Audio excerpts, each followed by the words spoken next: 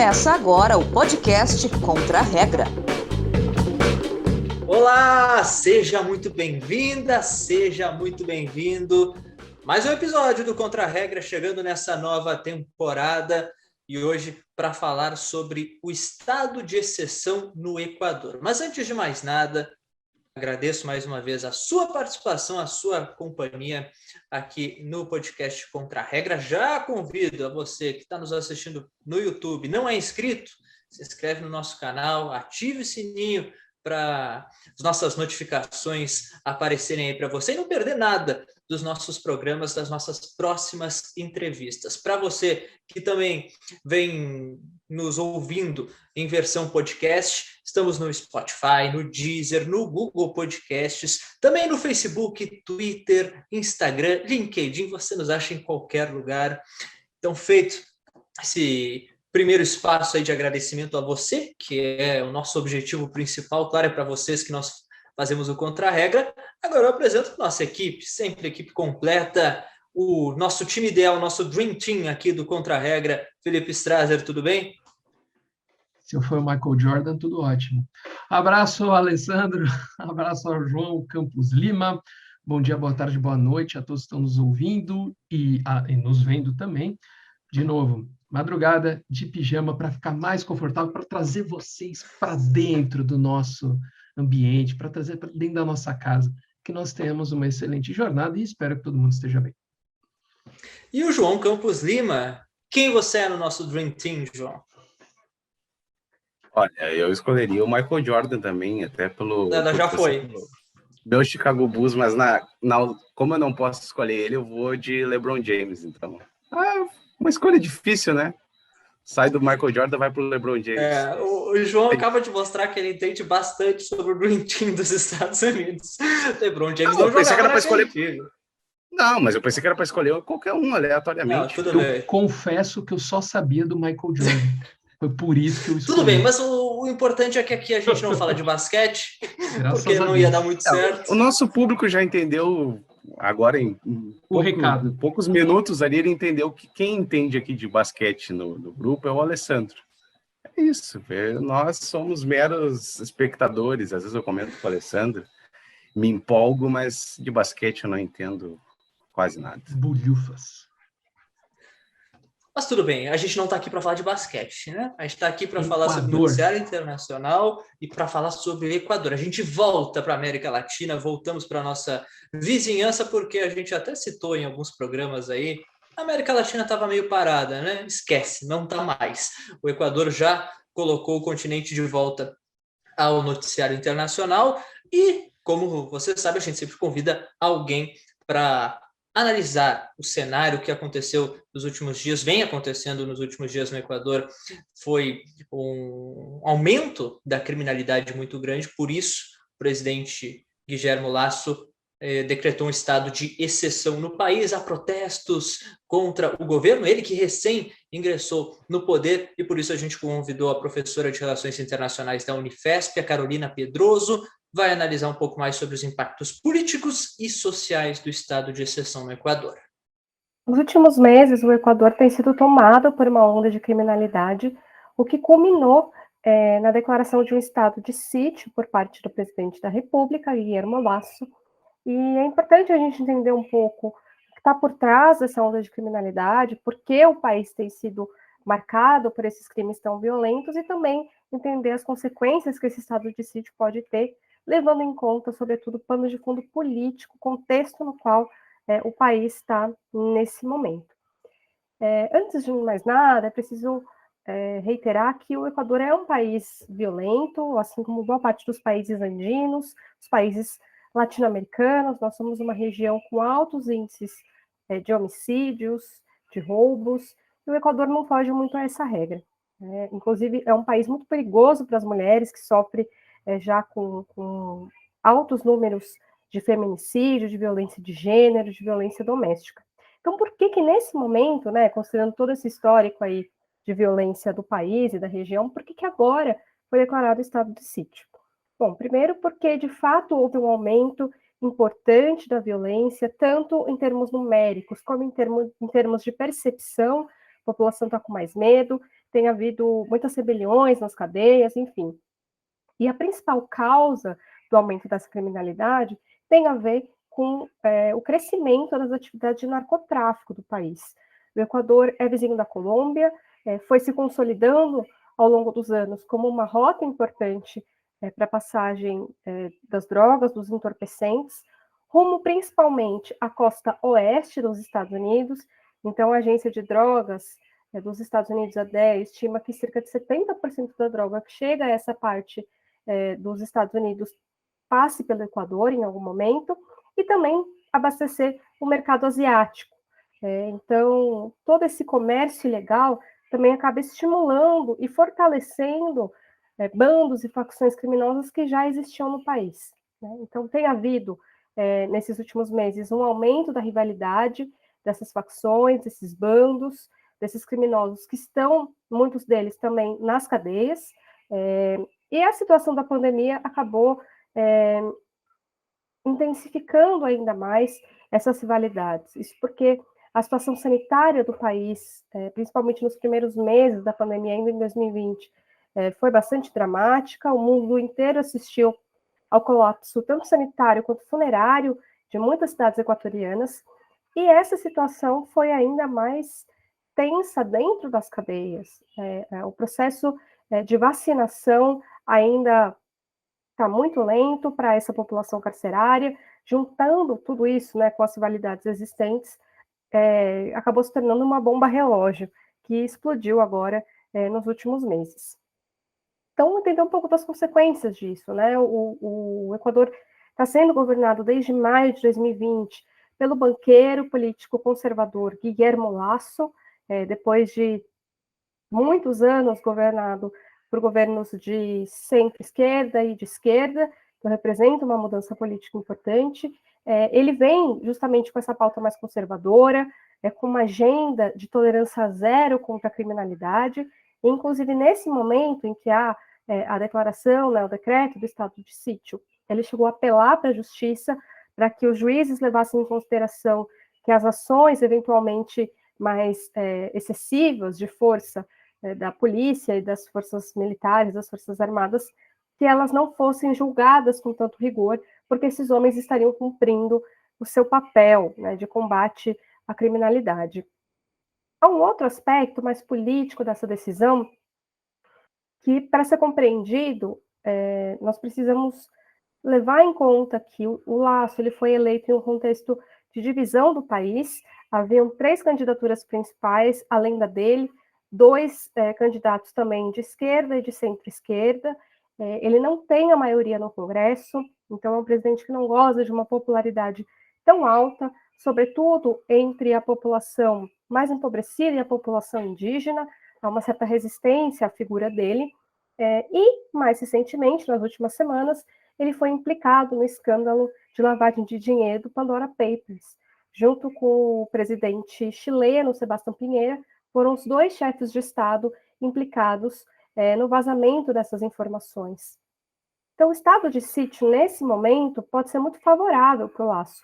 Primeiro, para que ele consiga colocar em prática essa agenda mais conservadora de combate à criminalidade, com essa política de tolerância zero, de uso extensivo e ostensivo das forças militares, das forças policiais. E, por outro lado, o estado de sítio ele também implica não só numa maior presença armada do Estado em diferentes localidades do país, mas também numa redução das liberdades individuais. Então, nesse contexto de autoquestionamento, de dúvidas sobre a idoneidade do Lasso enquanto presidente, né, que teria enriquecido ilicitamente por meio dessas offshore, dessas empresas, né, fora do país, o estado de sítio ele vem bem a calhar. Então, as consequências disso para o Equador podem ser muito ruins, sobretudo no que se refere à qualidade da democracia do país. No passado não muito distante, na década de 1990, o Equador passou por um período extenso de instabilidade política. Eles tiveram mais de 7 presidentes em um período de menos de 10 anos, que depois de algum tempo o país conseguiu se estabilizar ao longo dessas 2 décadas do século XXI. Porém, a depender de como esse processo for conduzido no país, existe sim um risco de retorno dessa instabilidade política que, em geral, nos países da América Latina, tendem a resultar num aprofundamento tanto de uma situação já frágil da economia, quanto da própria criminalidade. Então, precisamos aguardar agora os próximos passos, ver como, de fato, esse estado de sítio vai funcionar no país e continuar bastante atentos, porque tudo o que acontece na vizinhança interessa a nós aqui no Brasil. Obrigado à professora Carolina Pedroso, professora de Relações Internacionais da Unifesp, nos ajudando a entender um pouquinho mais sobre todos esses cenários, tudo que está envolvido dentro desse decreto de estado de exceção no Equador, a violência, mas também a parte política, econômica e social. E é claro, a gente segue falando sobre o assunto, seguimos falando sobre o Equador. Na lista da semana, preciso me recuperar, hein, Felipe? Alessandro, João, amigos, e assim, falando aqui nos bastidores, foi uma lista difícil de fazer, porque é uma situação complicada que o Equador vive, e não é uma situação assim, digamos, né? Vou falar de exceção. Pô, é uma situação tensa, sabe? E o mundo vive até uma situação tensa, alta no valor dos combustíveis globalmente. Nós passamos por questões da pandemia ainda, né? Questões econômicas, sociais. Então, é delicado falar sobre isso, mas a lista é o nosso papel, o papel aprofundar a lista da semana.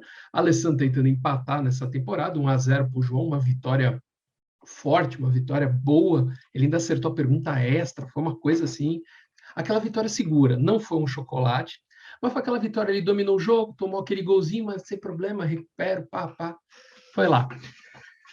Bom, eu não me lembro quem começou no último programa, eu sou uma pessoa que esquece. Se o Alessandro começou, então, João Campos Lima, vamos rápido lá, de 1 a 5. 3. Pergunta 3, olha lá. Além da situação da violência, o aumento do preço dos combustíveis também levou milhares de pessoas às ruas do Equador. O presidente Lasso congelou os preços, mas antes ele era descongelado os preços. Aí o pessoal protestou, ele falou, beleza, vou congelar os preços. Só que antes de congelar os preços, ele deu uma equiparada nos preços, então ele subiu 12% do valor dos combustíveis, diesel e gasolina. Em razão disso, milhares de pessoas foram às ruas e os protagonistas nesses protestos são os indígenas, fortalecidos pelo partido Pachacutic. Esse partido, na última eleição, obteve 27 das 137 cadeiras do parlamento, sendo o segundo partido mais votado da Assembleia Nacional. E isso demonstra a força, que é um partido indígena, então demonstra a força dos indígenas que estão retomando a força no Equador, principalmente agora em protestos por causa do estado de exceção e da alta dos combustíveis. Além disso, o candidato à presidência desse partido, o Partido Indígena, ficou em terceiro lugar. Ele não foi no segundo turno por apenas 33 mil votos. Ele ficou atrás do Lasso, que ficou em segundo no primeiro turno, por 33 mil votos. É uma coisa, assim, ínfima. E a pergunta é, quem é esse candidato que ajudou a levar esse partido, o Pachacutic, e o movimento indígena de volta ao protagonismo no Equador? A. Andrés Araúz. B. Iaco Pérez. C. Javier Hervas. D. Jimena Penha. Ou E. Lúcio Gutierrez. Pode repetir, por favor? Vamos pelo sobrenome. Araúz, Pérez, Hervas, Penha ou Gutierrez. Lembrando que esse candidato, ou essa candidata, né, porque temos a Jimena Penha, por 33 mil votos não vai para o segundo turno e teria talvez chances de ser próximo presidente do Equador. Dado o resultado do primeiro colocado, não me lembro quem era, do partido de esquerda, o principal partido de esquerda do país, que teve um resultado muito pífio no segundo turno. Vou na letra E. Qual letra, perdão, cortou aqui? E. E. Lúcio Gutierrez, Alessandro de Lorenzo, Araúz, Pérez, Hervas ou Penha? Iaco Pérez. E essa eu lembro porque eu também fiz cobertura do Equador. João, tomou um gol cedo, hein? 1-0, João. Golzinho cedo, hein? Iaco Pérez, 1-0, na lata. Nem vou explicar. Se não me engano, é uma figura bem atípica, né? Controversa, tanto que, se eu não me engano, também ele saiu do partido, não concordava com algumas coisas e tudo, mas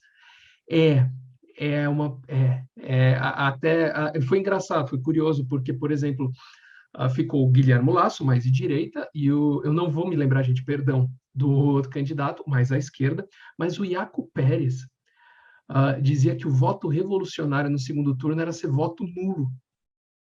Então, ele conclamou os eleitores dele a votar nulo.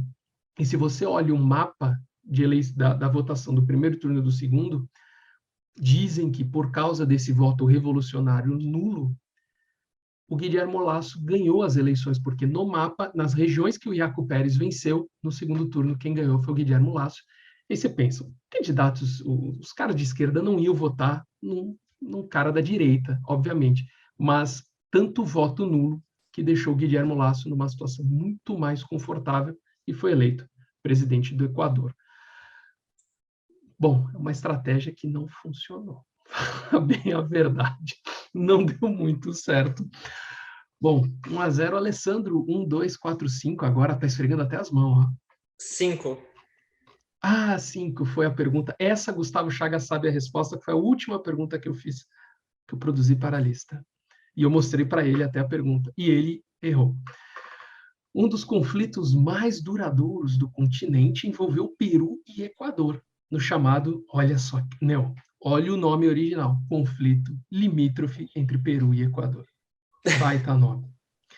Em que ambos apresentaram discrepâncias sobre seus limites de fronteira, nas regiões entre a Bacia Amazônica e a Cordilheira dos Andes.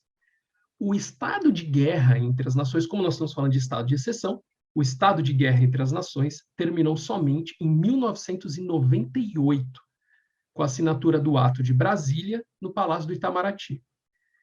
Desde quando a inimizade, esse estado aí de guerra, que houve conflitos, teve conflito, não foi só um estado de guerra, teve um conflito entre eles, até por isso que acelerou o processo de paz, desde quando essa confusão acontecia entre os dois países. A, 1808, B, 1821, C, 1845, D, 1910 ou E, 1918. D, 1910. Ano do cometa Halley e de fundação do Grande Clube Brasileiro. D, 1910, Alessandro Lourenço, João Campos Lima, 1808, 1821, 1845 ou 1918.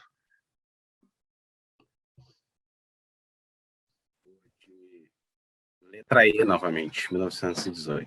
João vai com 1918. Talvez a questão mais tensa, o momento mais tenso tenha sido a Guerra del Cenepa, em 1995, em que realmente houve conflitos entre janeiro e fevereiro de 95 entre o Peru e o Equador. E no final das contas, essa paz, eles chamam de paz do Itamaraty, ou Ato de Brasília, confirmou um pedaço do território para o Peru, o outro pedaço, um pedaço também para o Equador, e tem uma situação muito curiosa, teve vários conflitos entre esses dois países, e numa dessas, 14 soldados foram enterrados no que seria um território peruano, 14 soldados equatorianos. E entre os acordos desse Ato de Brasília, diz que esse pedaço de 1 quilômetro quadrado apenas é propriedade particular do Equador dentro do território peruano, justamente porque tem 14 soldados equatorianos enterrados ali. É do Peru? É, mas é particular do Equador. É muito curioso isso. Vamos falar bem a real, 1821, desde a Gran Colômbia, essa questão vem ocorrendo entre Peru e Equador, e foi um estado de guerra dos dois países, entre um e outro, que durou quase 200 anos. Então, assim, digamos que as exceções na América Latina não são tão exceções assim. Às vezes são regra, né? 1-0 para o Alessandro não, João Campos Lima. Vai lá, João, nós temos o 1, o 2 e o 4. 1. Um dos problemas que, segundo o governo equatoriano, justificou o decreto de estado de exceção foi a escalada de violência do país, como disse a professora, como o Alessandro também comentou no início do programa. De acordo com dados oficiais e da imprensa, de quanto foi a porcentagem, né, do aumento de assassinatos, se você comparar janeiro e agosto de 2020 para janeiro e agosto de 2021. Foi esse um dos principais dados que o governo equatoriano utilizou para decretar o estado de exceção. A, 88%. B, 137%. B, perdão, 137%. C, 183%. D, 214% ou E, 312%. Sim. João vai com 183, Alessandro, 88, 137, 214 e o 312. É difícil essa, hein? Como é que é? Repete? Repete a pergunta, as alternativas. Não, as alternativas. 88, 137, 214 ou 312. 137. Em 2020, entre janeiro e agosto, foram 601 assassinatos no Equador. Em 2021, foram 1.427. 55 a mais em janeiro e agosto, 55 assassinatos a mais que todo o ano de 2020. Ou seja, houve uma escalada. Se justifica ou não um estado de exceção, aí não é para nós, mas que houve uma escalada na violência. Houve. E se você fizer essa porcentagem, nós vamos chegar em aproximadamente 137%. Letra B, o Alessandro faz seu segundo ponto. O cara confiou nesse aumento, foi um aumento grande, assim, vamos falar bem a verdade. Se justificou ou não, não sei. Mas não dá para ignorar que há uma questão social no Equador. Levo pelo menos para a pergunta extra, é isso? E isso porque falta a 2 e a 4, que leva para a pergunta extra. O Alessandro agora já está jogando pelo empate. Tá jogando pelo empate. Agora eu vou aproveitar que o técnico do meu time é o Mourinho e eu vou botar o ônibus lá atrás. 2 ou 4, já pode escolher. 2. Legal que vocês deixaram a 4 por último, é bom. É bom, gostei. Quem ouve acha que sempre é de propósito, mas não, a gente sempre sobra a última. Mas eu vou dizer que a 4 não tem tanto a ver com o Equador, então é boa. É bom ficar por último. Tá bom. Vamos lá, a 2. Agora vem a América Latina. A gente ama a América Latina. Segundo a Constituição do Equador, o estado de exceção é uma resposta a ameaças graves de origem natural ou humana que afetam a segurança pública e do Estado. Além disso, além dessa, que é o primeiro artigo que fala de estado de exceção, outros 3 artigos constitucionais regem a medida.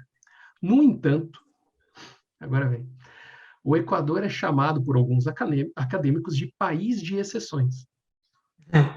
Isso porque muitos desses decretos já foram editados por lá. Muitos decretos de exceção. Entre 2007 e 2021, um período de 15 anos, vamos falar desde o início do governo de Rafael Correa até Guillermo Lasso, quantas vezes foi decretado um estado de exceção no Equador? A, 15. B, 53. C, 78. D, 103. Ou E, 147. Nossa. Eu achei que 15 já era exagerado. Estou falando de Equador agora. Tá, eu lembro de uma que é mais recente, que também envolveu os indígenas, e eu acho que tinha a ver com combustíveis. Eu acho que essa era a pauta prioritária, e foi uma confusão muito grande. Se eu não me engano, Contra a Regra falou disso também. Falou. Se não me engano, sim. Como a alternativa... Eu iria na 15. Só que como as outras são muito discrepantes, eu não vou na 15.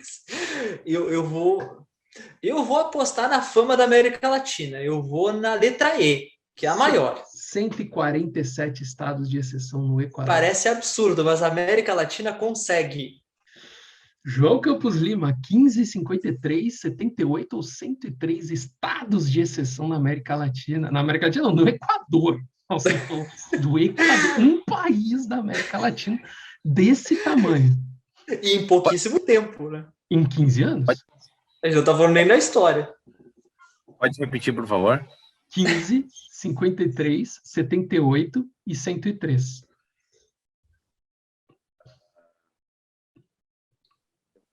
Letra C. João vai em 78.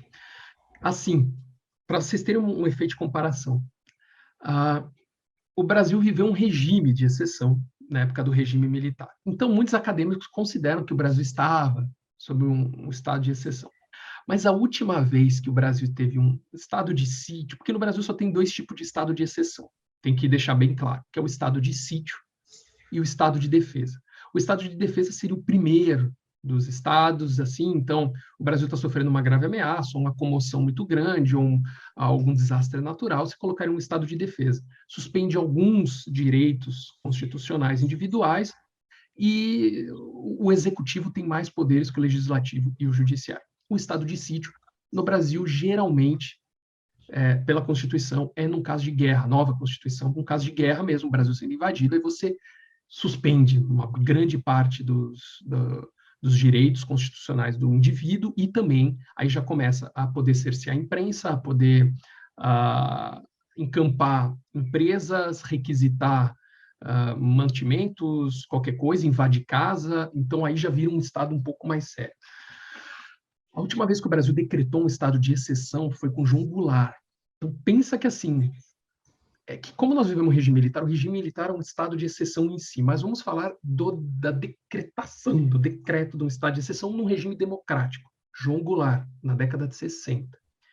Nós estamos falando do Equador, de 2007 para cá. O Equador tem uma média de 6,86 estados de exceção por ano. E como pela lei do Equador um estado de exceção pode durar 60 dias, na média, se viveu 15 anos em estado de exceção. Claro que o estado de exceção ele pode ser no Equador localizado. É um estado que pode ser, naquela região, um estado de exceção. Não quer dizer que é o país inteiro. Mas Rafael Correa, já dando um pouco da resposta, editou mais de 80 decretos de estado de exceção. Só o Rafael Correa em 10 anos. Então, João, já não foi dessa vez. Guilherme Lasso fez seu primeiro. Olha aí, seu primeiro, ele foi eleito em maio, se eu não me engano, então nós temos 5 meses. Menos de um ano. Menos de um ano. 5 meses de governo. Menos, né? Foram 103 estados, decreto de estado de exceção no Equador em 15 anos. Por isso que alguns acadêmicos dizem que o Equador é o país das exceções, porque um estado de exceção, que nem eu falei, envolve todas essas questões de suspensão de alguns direitos individuais e tudo. Então, você imagina ter isso dia após dia, após dia. Aí, deixa até uma bad do pessoal pensar que... eu fico pensando... Às vezes a gente é um pouco injusto com o Brasil. Não que não mereça as críticas, merece. Claro. Mas, nossa, às vezes parece até um de calmaria perto de outros. Eu fiquei surpreso. Claro, na República Velha, entre Deodoro, se não me engano foi Washington Luiz, eu acho, o Brasil teve mais de 3.000 dias em estado de sítio. Só que naquela época o estado de sítio não era igual hoje. Naquela época o estado de sítio era tipo assim, quero dar uma controlada geral, vamos botar um estado de sítio aí, tá valendo. Não é que nem hoje que o estado de sítio é algo que só o Congresso pode aprovar, assim, com decreto presidencial. Mas 2-0, Alessandro, você não perde mais. Não perde mais. E vamos, então, para a pergunta 4. João Campos Lima, você pode diminuir o placar. Agora, não tem muito a ver com o Equador, mas tem a ver com o estado de exceção. No mundo, acredita-se que o protótipo do estado de exceção foi desenvolvido durante a Revolução Francesa, segundo o pesquisador italiano Davide Giordanengo. Falei bonito, né? Davide. Não tinha acento, Alessandro. Não tem acento. Não precisa. Não é proparoxítona. Não é Perdão. Davide Giordanengo. Ele diz que, em teoria, os revolucionários introduziram a possibilidade de suspender a Constituição e face um grande perigo. A gente sabe o que aconteceu na Revolução Francesa. No entanto, o conceito de estado de exceção moderno só foi ter essa cara no começo do século XX. O mundo já viu milhares desses decretos, nós já vimos que no Equador mais de 100. Foram milhares desses decretos. Porém, só um deles, assim, não vou dizer que só um, mas um deles, teve uma consequência, assim, gigantesca. Qual foi? Teve uma grande. A. O artigo 48 da Constituição da República de Weimar. B. O artigo 16 da República Francesa, da Constituição da República Francesa. C. Olha o nome. A área tribal do Paquistão, administrada pelo governo federal, FATA, que é um estado de exceção, de separar um pedaço e colocaram essas pessoas em estado de exceção. D. O Union Order Act, a Lei de Ordem da União dos Estados Unidos, ou o artigo 116 da Constituição da União Soviética de 1936. Porque a União Soviética teve 3 constituições, vou ter que deixar claro a Constituição de 1936. Letra B. João vai com o artigo 16 da Constituição da República Francesa, Alessandro de Lorenzo, 48 da República de Weimar, a FATA do Paquistão, a Union Order Act dos Estados Unidos, ou o artigo 116 da Constituição da União Soviética. Na verdade, não, o nome é Constituição Soviética de 1936. A pergunta não deixa claro que é uma coisa ruim. Não, falou que é uma coisa relevante. Gerou um desdobramento. Desdobramento. Tá. Tá bom. Legal. Continuo sem saber o que responder. Era só isso mesmo. Obrigado. De nada. O João respondeu já o artigo 16 da Constituição da República Francesa. Eu vou na letra C, Paquistão. O artigo 116 da Constituição Soviética eu não tenho a mínima ideia do que é. Não tenho a mínima ideia. Porque eu tirei, na verdade, o artigo 116 é o artigo do estado de exceção da Espanha, e a Constituição Soviética de 1936 é a Constituição de Stalin. Eu juntei as duas coisas e falei, vou botar essa alternativa, eu não tenho a mínima ideia do que acontece. O Union Order Act, eu também não sei porque eu inventei na hora de fazer a pergunta, porque eu não tenho a mínima ideia do que é isso nos Estados Unidos. Não existe, eu acho, essa merda. Perdão pela palavra, mas é isso mesmo.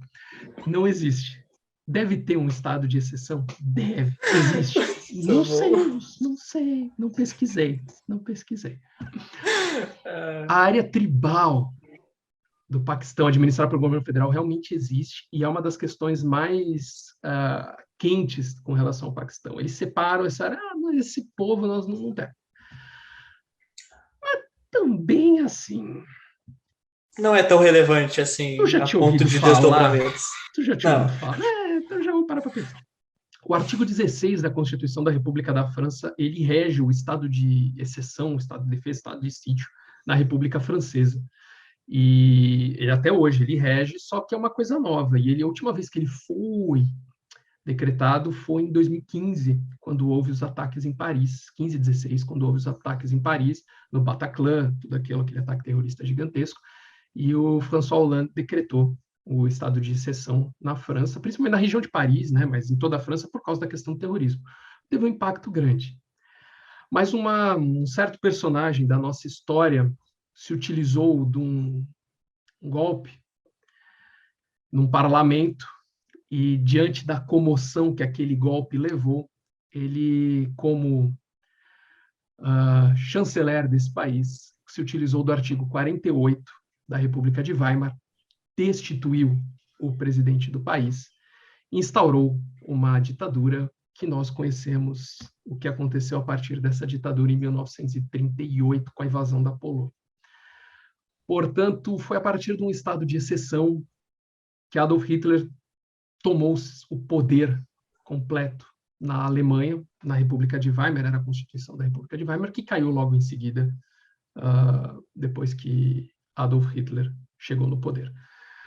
Bom, essa foi a resposta, porque não tem na história, acho que, nenhum estado de exceção tão relevante quanto aquele utilizado no artigo. Até quando você pesquisa estado de exceção no Google, em qualquer lugar, já vem como exemplo o artigo 48 da República de Weimar. Portanto, 2-0 para o Alessandro de Lorenzo. Não é desculpa de quem errou, mas eu estava entre a resposta certa e... Eu pensei que ela estava dada demais, e como o Felipe gosta, às vezes, de fazer uma sacanagem, eu pensei, não pode ser. E eu pulei para outra, mas não é desculpa, eu errei, então 2-0 para o Alessandro, faz parte. Eu tenho uma desculpa melhor que o João poderia ter adotado. Bastidor. Antes da gente gravar, Gustavo Chagas deu ar da sua presença. E eu acho que isso trouxe o azar para João, representante, aliás, do Gustavo, né? Foi ele é o substituto, e retomou a minha influência aqui nesse quadro do programa, né? A minha superioridade, dá para dizer superioridade. Hoje eu ganhei do Gustavo. Olha só. Contando um pouquinho, então, mais os bastidores, assim como o Alessandro falou, quando o Gustavo apareceu aqui na reunião, antes de nós gravarmos o programa aí, eu falei para ele que a presença dele certamente traria os bullying todo que ele sofre por parte do Alessandro, que o Alessandro ia falar sobre o histórico e tal, e ele deu aquele ele deu aquele sorriso amarelo, e já era algo que eu e o Felipe a gente já sabia, e o Alessandro não tinha entrado na sala ainda. Quando aparece Gustavo Chagas, o Alessandro não perdoa. Mas é que os fatos comprovam. Eu não posso brigar contra fatos. Vou brigar bastante nas próximas rodadas para não pegar esse posto do Gustavo Chagas e seguir sendo Gustavo Chagas o alvo do Alessandro. Cuidado, João. Quando o Alessandro empolga, meu... Cara, eu desde a primeira rodada eu já estava com aquela minha estratégia cautelosa. Tive a primeira vitória bem tranquilinha, com o time retrancado, como o Felipe disse. Segura. Hoje já não deu. Hoje o Alessandro dominou o jogo, assim. Eu quero saber se os senhores gostariam de saber a pergunta extra. Tá aí. Tá feito. Vamos lá. Alessandro de Lorenzo. Vamos lá. A lei marcial, vamos falar de um outro tipo de dispositivo legal para estados de exceção. A lei marcial, diferentemente do estado de exceção, é um conjunto de leis, na verdade, não existe uma lei marcial, mas é um conjunto de leis, que submete, durante o estado de guerra, principalmente no Brasil, né, que eu peguei essa fala da Câmara dos Deputados, mas dá para se utilizar para outros países. Durante o estado de guerra, todas as pessoas há um regime especial, com a suspensão de garantias civis e políticas, que são asseguradas em tempos normais pelas leis constitucionais. Num estado, numa lei marcial, basicamente as Forças Armadas tomam conta de justiça, de ir e vir, porque geralmente é um estado de guerra, há alguma comoção muito, mas muito, muito, muito forte. Por isso que lei marcial, digamos assim, em países ocidentais, em democracias, vamos falar assim, é muito difícil, é muito raro hoje em dia se utilizar uma lei marcial. Bom, de tão autoritário, alguns países nem possuem esse dispositivo, caso da Islândia. A Islândia nem possui, isso acontece, né? Não tem nem estado de exceção na Islândia, não tem, porque a Islândia os caras pensam, somos a Islândia, é um país que não tem mosquito. Para que vai ter uma lei marcial? Não tem razão para ter uma guerra na Islândia, se não tem mosquito. Entende? Para quê? Né? Para quê? Eu falei em mosquito e comecei a me coçar. Bom, outros países, no entanto, eles usam e abusam da lei marcial. Qual é o recorde de vigência de lei marcial no mundo? Letra A, Coreia do Norte, 55 anos. Letra B, Síria, 48 anos. Letra C, Taiwan, 38 anos. Letra D, União Soviética, 23 anos. Ou letra E, Alemanha, 12 anos.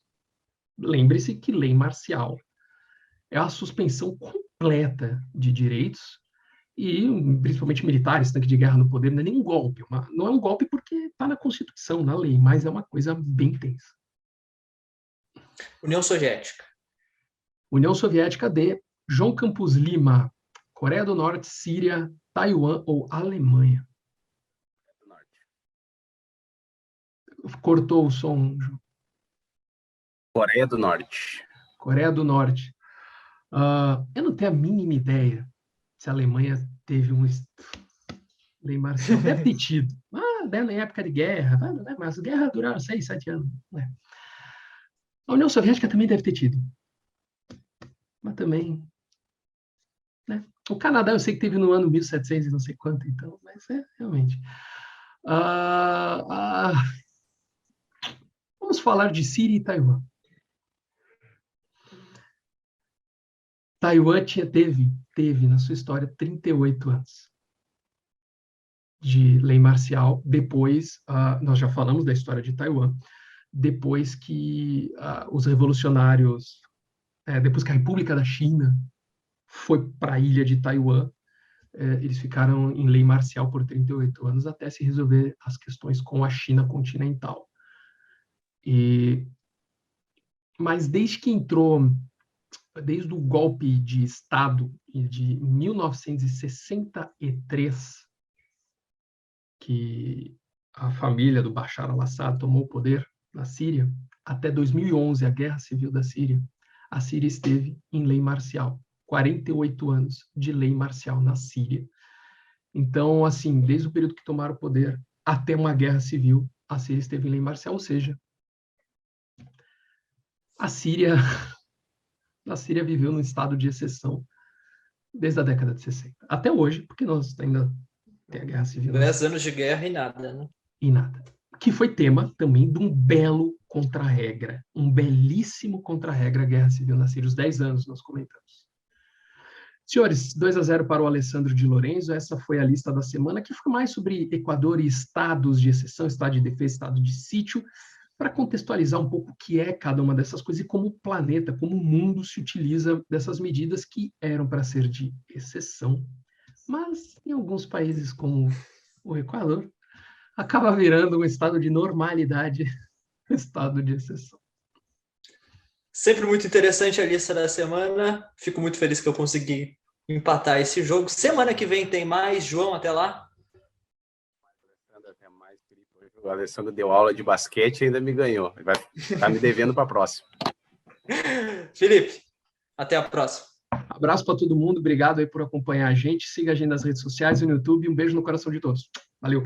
Fique ligado que nos próximos dias você vai ficar sabendo qual é o nosso próximo assunto. E até lá. Tchau, tchau.